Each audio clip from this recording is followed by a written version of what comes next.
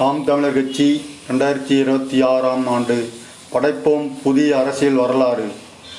எங்கள் பகைவர் எங்கோ மறைந்தார், இங்குள்ள தமிழர்கள் ஒன்றாதல் கண்டேன்.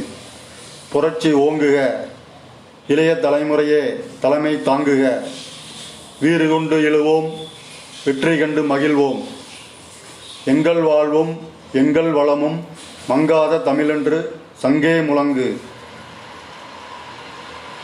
சாதிவாரி கணக்கெடுப்பு, பஞ்சமர் நில மீட்பு பேரணி மற்றும் பொதுக்கூட்டம் மாபெரும் வெற்றி.